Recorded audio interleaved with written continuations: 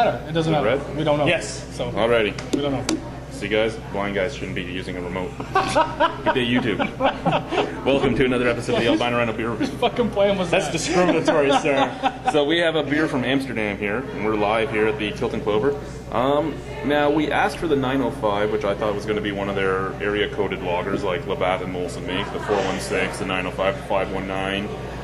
Don't know if that is or not, because she had said it was 4.16 alcohol, surprise, 416. I don't know if this is the 416 urban wheat, or if it is the 905 lager. We'll find out once we start drinking it. But yeah. It looks... I'm not really smelling anything off of it. No, I'm getting something citrusy. This could be the wheat. Yeah, it could be. Maybe. I don't know. And I actually just got it up my nose. For some reason. Now, the urban wheat in the bottle came off with a little bit of a skunk, but that's because it was a green bottle beer. Well, that's ridiculous, yeah. And a little bit of citrus. This really does smell like the tiny bit of citrus. citrus, but again, draft beer, you don't know. But hang on, though. Hang on. Maybe a little more over here. I'm thinking Weird. there might actually be some coriander. Well, let's try it and see. Shut up. I'll stab you. Oh, there's coriander all over that cocksucker. Yeah, this is the 416 urban wheat. All right.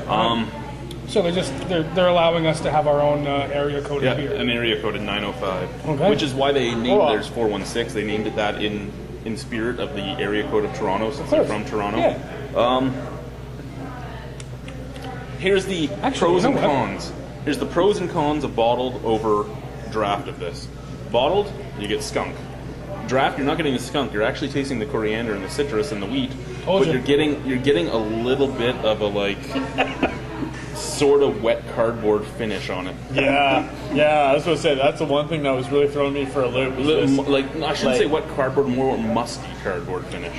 Yeah. Like, It's still very refreshing though. I mean, it's a hot basement day. basement cardboard. basement. Yeah. Nice hot day. This would be very refreshing. It goes down And great. I actually enjoy it more out of the tap than out of the bottle. Well, like I because said, the Euro skunk isn't there. This is why I was like really excited about coming here, because of all the taps. I mean, none of it's really surprising beer or anything. I mean, now that they've taken off Innocent Gun and whatnot, but it's just the fact that it's like a completely different box of frogs. You know, pulling a tap as opposed Completely to different box of fries. Completely different. Couldn't agree more. You know, and this is a great example. This is why I think I think everybody should try Heineken on tap. It's a different thing. Yeah, well, Heineken out of the bottle is garbage. No, it's terrifying. It's A, it's a possibly green the worst bottle. thing ever. B, it's overcarbonated. I mean, when you get it, whatever. We're getting off. Honestly, I'm saying- in Europe, Heineken is worse in Europe than it is here, which is shocking. But it's actually worse. That's terrifying. Anyway, moving on though. This, see, Visual appeal of it, great. yeah, no, it's awesome. My only complaint is the back end mustiness. Other than that, You I do could get easily that, put this if I'm at a bar. I got an idea. You know what we should do? We should tell them that if they to get rid of that mustiness, if they put this beer in a green bottle and make it slightly skunky, you wouldn't taste it. Hey, see, there you go. Now you're cooking with gas. If I'm at a bar And a box of and this frogs. is there, I would probably buy it. I'd give it a 7.25. I would pick this up at a meal. This is getting a 7.5 from me for sure. Yeah, 7.5. And I believe I gave it in a bottle of 6. I wasn't a big fan of the bottle, but again, the Euro skunk taste on a wheat beer wasn't right. Again, we get all angry about green bottles. And I don't know. I'm just great. I don't really find this all that good. No? It's okay. Would I want? I wouldn't buy it again. Like, again, I'm not a big fan of this style of beer, but I wouldn't buy this again. That musty back end is just not good at all for me. You got to remember though, right? It makes you want to drink more, but I was worried that it was going to build. It's actually going away the more I drink.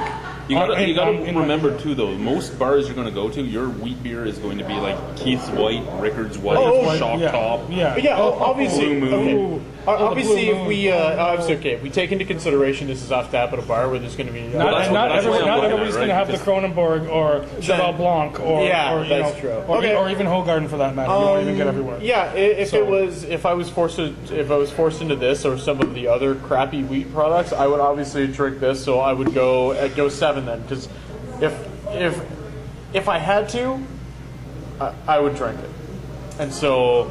I don't necessarily like it, but you're right. In comparison to all the other garbage you get on tap in those places, what we're doing is, we're at a bar, and this is our white beer sort of wheat option. And to be honest with you, it's a pretty good one considering what it could have been. Like, yeah. In comparison to what it could be, overall, I give it a meh. I'm not a huge fan of it, but in comparison, I give it a. It's one of my favorite styles, and I'm always disappointed when I try to get one at a bar when it's Rickards or Keith's. Oh, You know yeah. what I mean? It just bums me out. If you get Like, anything like that, it's just you know, crap. yeah, it's pretty brutal. And by the way, Tastes this like was balls. served without an orange, mission. and it's still good. Hi, Dino. It's true. It's What true. can you see? Nothing. Waving at people. Anyway, He's so albino he can see into the future. That's amazing. Maybe Thank some you, guys. echolocation. I can see white people to be.